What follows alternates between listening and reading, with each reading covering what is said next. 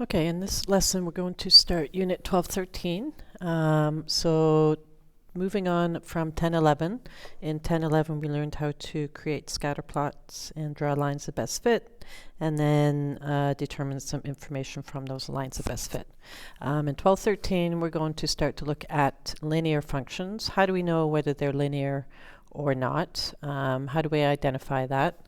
And then create an equation for a linear model, and then use that equation to solve some questions and find points of intersection. So in the first lesson we're going to look at how do we know whether a function is linear or not linear? How do we know whether the relationship creates a straight line or not a straight line? So there are three ways we can identify that. We can draw a graph, or we could look at a graph and decide. We can look at a table of values, so specific points on that relation, or we could look at the equation of the relation. So here we have some graphs of some relationships, and we want to just decide whether they are linear or not linear. So it's pretty straightforward with that. A linear function is a straight line. So all we're looking on the graph is whether the line is a straight line or not. So in the first example we can see that this one is a straight line. That is fairly obvious. The second one is not. So this one here is not linear. It sort of has a curve, so we can see that that one is not linear. This one is linear. In this example, we can see that it is a straight line, so it's down here at the bottom. If you can't see it, it's right here. So this one is linear. And the last one, it looks linear because it looks like a straight line, but it is actually not linear because it changes direction. So a straight line wants to be continuous in both directions and not change shape or direction. So this one is not linear. Even though the two parts of it are linear, together, combined, it's not linear. Just because it changes direction here. So it comes up and comes back down. It's actually the graph of an absolute value function, which you will look at in grade 11.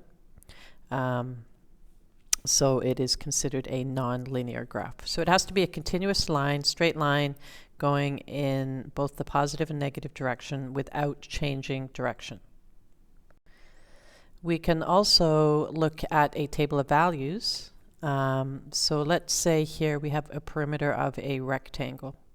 So here I have a rectangle. And let's say the sides, so I have a table of values where x is 1, 2, 3, 4, 5. So when I'm looking at the perimeter, I could also call this a square because the sides are all the same. So if we had a perimeter of a rectangle where each side is 1, the perimeter of that would be 4. If I had a shape that was all sides 2,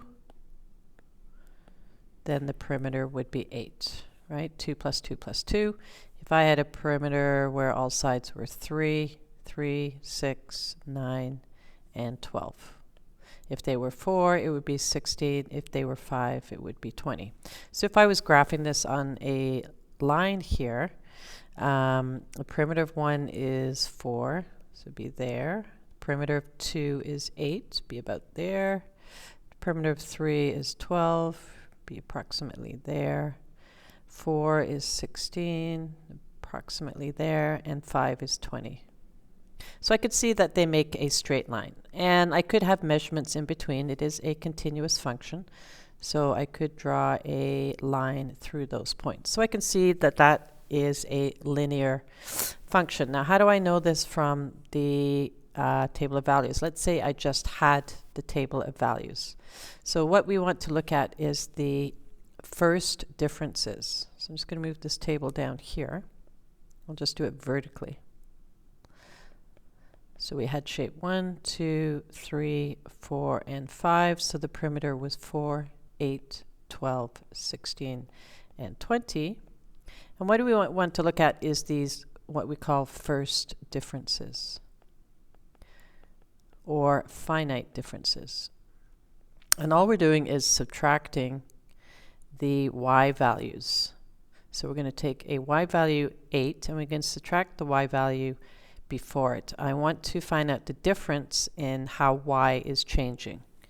So if I go from 4 to 8, the difference is 4, because 8 minus 4 is 4. And then I will go to the next one. So 12 minus the number before it. So if I go from 8 to 12, I can determine the difference by just subtracting 12 minus 8, and that is also 4. And I can continue this on. 16 minus 12 is also 4. And 20 minus 16 is also 4. So if the first differences are the same, if they are constant, then it is a linear function. So I'm just going to write this here. If the first differences are constant, meaning the same, then the relation is linear. So that's what I can look at. So I don't really need the graph if I have the table of values. All I have to do is check that first difference and see whether it is constant or not. If we looked at the area of those same rectangles, let's have a look at this. So if the area of a square, we'll just say a square because the sides are the same. Although a square is a rectangle, we'll just go with square. So the area of a square that has sides 1 times 1 is 1. The area of the square here, where the side is 2, remember area is length times width, so it would be 2 times 2, which is 4. If it was 3, it'd be 3 times 3 is 9. If it was 4, 4 times 4 is 16. And 5 times 5 is 25. So the reason I'm putting 1 is because the area would be 0 times 0, so we can assume it starts at 0. So at 1 it was 1, which is approximately here. At 2 it was 4. At 3 it was 9. At 4 it was 16. And at 5 it was 25. So we can see in this one that we have more of a curve instead of a straight line. So graphically, this one looks linear once I plot the points, and this one looks nonlinear once I plot the points. So let's look at the first differences in this table.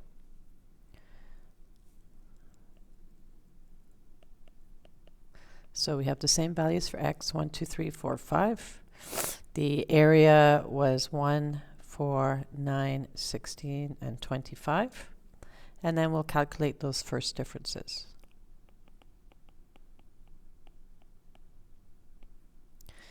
Okay, so we're going to do the same thing. We're going to subtract a y value by the previous y value. So 4 minus 1 is 3.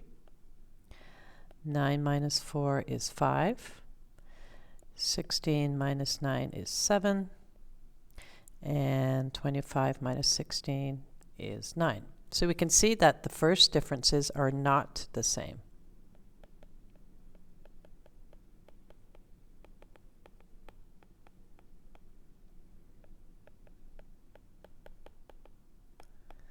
And that means that it is non-linear. So to determine whether it's linear or non-linear, always look at the first difference. If it's the same, it's linear. If it's not the same, it's non-linear. Let's go one step further with this one. Let's look at the second difference.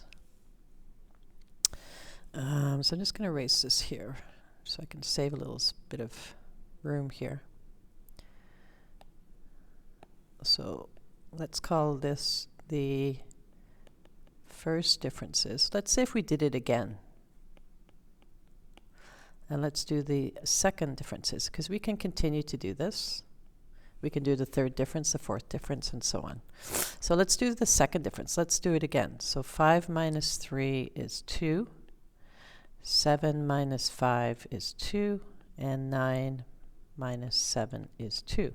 So we can see that the second differences are the same. Here the first differences are the same, which is linear, or x to the power 1. Here the second differences are the same, which means that it is x to the power 2.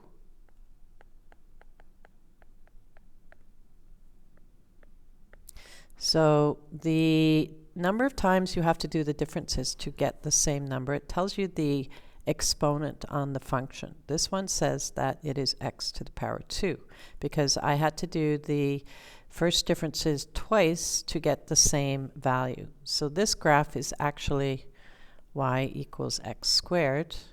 And as you can see, when you find the area of a square, you multiply the sides length times width, or 1 times 1, 2 times 2, 3 times 3, which we could also say as length times width, or x times x, x squared. So if you do the second differences twice and get the same value, that means it is x to the power 2. But we're just going to decide whether it's linear or nonlinear. Graph. We can also look at it in terms of, on the graph, what sort of steps as we go from point to point. So as I go from 0 to 1, I'm going up and over the same amount. Whereas here, we're going up and over by different amounts. So the steps look different. So if you think of a staircase, the steps would be the same. Okay, so here we have some tables, and we want to decide whether they're linear or nonlinear. So linear or nonlinear. And all we're going to do is check those first differences. So let's start with this one. So I can just do it right here. 8 minus 4 is 4. And actually, I'm not going to write it in. I'm just going to do it in my head. It gives me a bit more room. Okay, so 8 minus 4 is 4. 12 minus 8 is 4. 16 minus 12 is 4. And I can see that as x goes up by 1, y is going up by 4. So that means that the first difference is a constant value. That means it is linear. Here, as x goes up by 1, I want to see what y goes up by. So 2 minus 1 is 1. 6 minus 2 is 4. 24 minus 6 is 18. So since the y value is not going up by a constant value, then that tells me that it is non-linear. And we can go back to this previous if it was linear, and the steps would be different if it was non-linear. Okay, let's look at the next one. So this one is going down by 1. And this is going 15 minus 21 is minus 6. 10 minus 5 is minus 5. 6 minus 10 is minus 4. So when you're looking at linear and nonlinear, you want the x value and y value. We're sort of looking at the rate of change. And we're going to talk about this a little bit later. So the rate of change is how is the y changing compared to how is x changing. That's how the rate of change is. So as I go along the x-axis, how is the y-axis changing? How are those y values changing compared to the x values? Sometimes we write it as delta y over delta x. Delta means change. That is the Greek symbol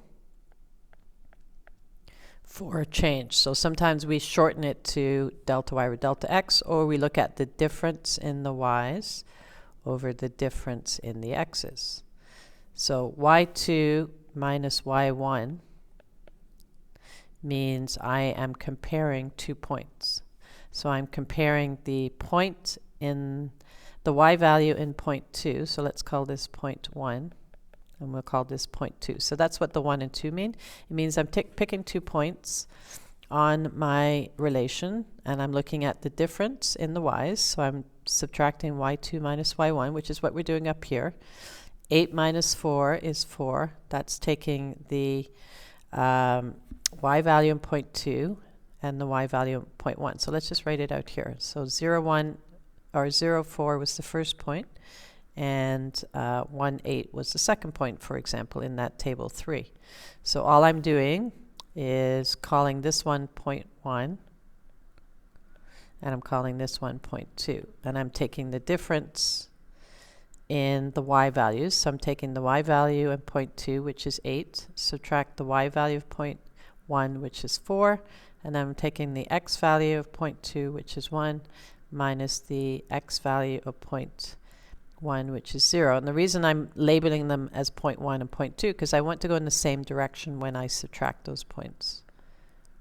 And that just helps me make sure that the signs are the same. So lots of different ways we can write this. We can count on the graph, we can subtract from the table of values, or we can write out 2 points and then just subtract the y's and the x's, and we just compare that. So we're looking at the change in the y value over the change in the x value and seeing if it's constant. Okay, so here's another example of one is a parachute jumper, and we have a table of values that models the height of the parachute jumper in time, seconds. And then we also have a bowling ball that is falling. And again, we're modeling the height of the bowling ball in comparison to the time in seconds. And we have a table of values here. So we could plot these points and see what kind of linear or nonlinear graph we get. So the first one at 0 seconds, it has a height of 300, which is here. At 1 second, it has a height of 285, which is probably about here. 2 seconds, it has a height of 270. 3 seconds, it has a height of 255. This is a little hard to graph, so that's small. Let's try this again. See if we can get this a little more accurate. So these are going up by 60, 120, so this is 300. This is 300. Okay, so it starts here, and then at 1 second it's at 285, so this would be 270. So 285 would be about here. At 2 seconds it's at 270, which is here. At 3 it's at 255, which is approximately there, and at 4 it's at 240. So it looks like it's more on a curve for this one. It's curving down. The bowling ball, similar numbers, so this is 300, this is 270. So at 0 it also starts at 300. At 1 it's at 284. We'll say about there. At 2 it's at 236. Probably about there. At 3 it's at 156. 156, that's 140, probably about there. And at 4 it's at 44. About there. So this one's going down like this. Okay, so it's hard to graph. It's hard to sometimes tell with the graph just because the numbers. So let's do the first differences because that's a little more accurate. So I'm just going to write them vertically. It's just more room. So time and height for the parachute jumpers, 1, 2, 3, 4. And then these are my height values.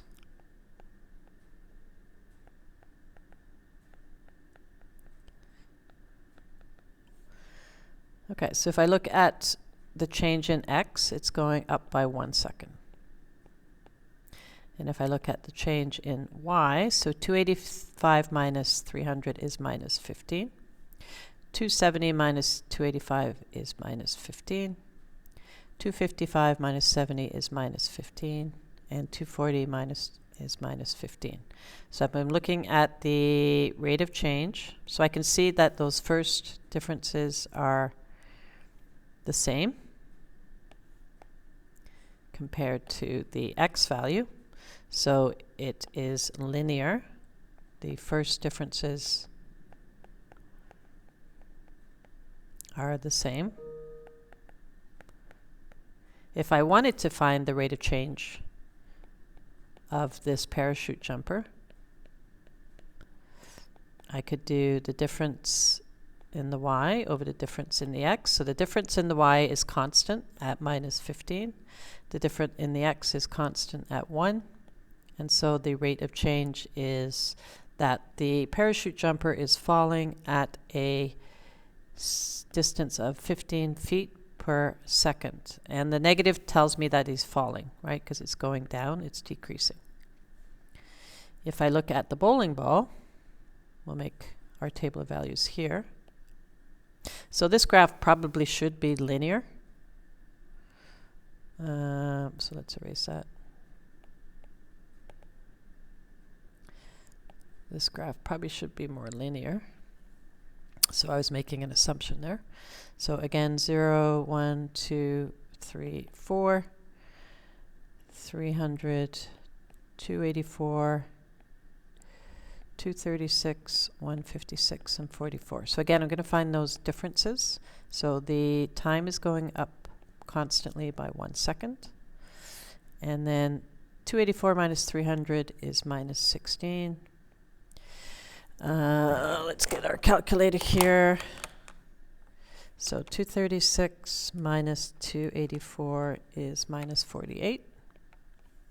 Then we have 156 minus 236 is minus 80. And then we have 44 minus 156, minus 112. So I can see that the first difference is not the same. So it is nonlinear. First differences are not the same.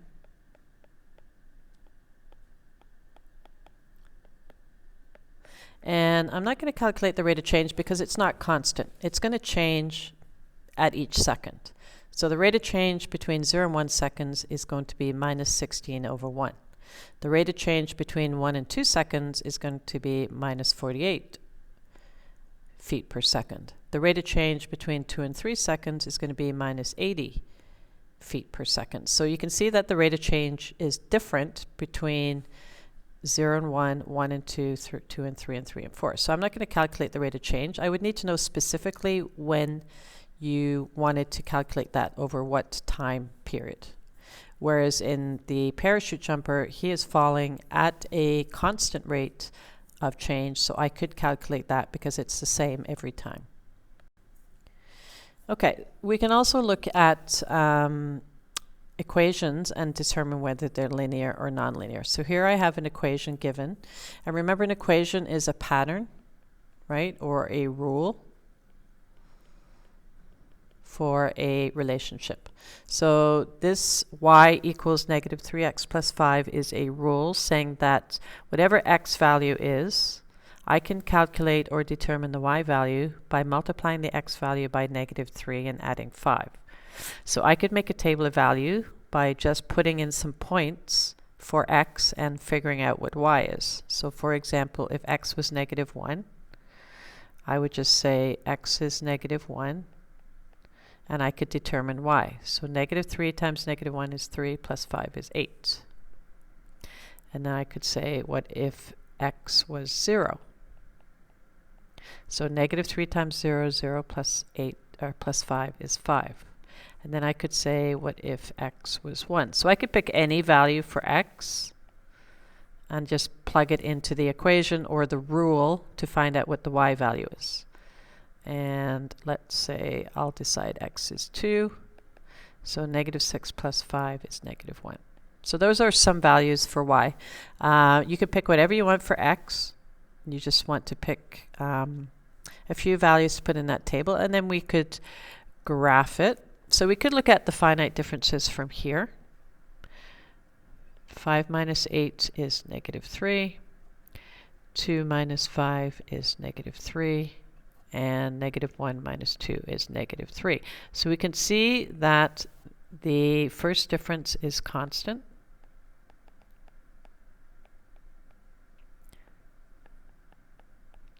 And that tells me that it's linear. What you might also notice is that the rule was negative 3x plus 5, and the rate of change was negative 3. And so that's the relationship in the equation, is that the negative 3 is the value that is multiplied by x. That is my rate of change. That is how x is changing. And so we can kind of look at the relationship between the table of values, the equation and the graph to look at the rate of change. So if I plotted these points, we have -1 and 8, which is about up here. We have 0 and 5, which is here. We have 1 and 2, which is here. And we have 2 and -1. So when we plot the points, we can also see that they make a straight line. So there's lots of ways to check and see if our relations are linear. We can plot the points and look at the graph. We can see that it's linear.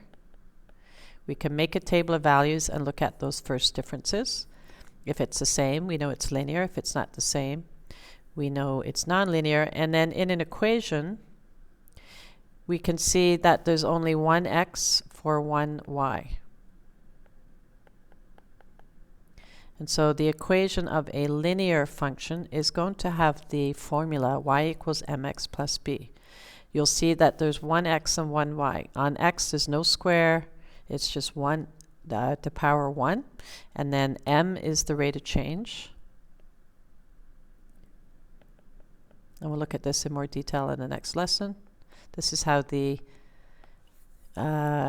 rate is changing, and b is the starting point.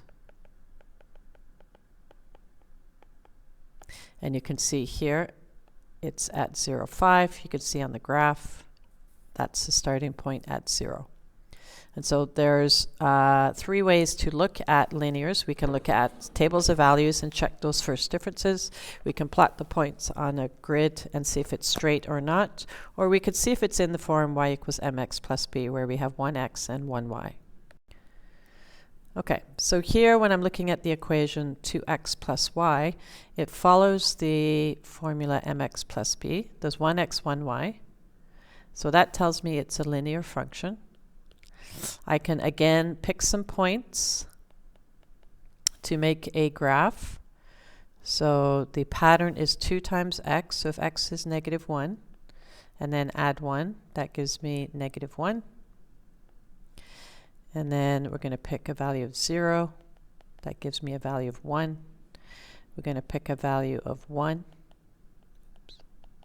So that gives me 3.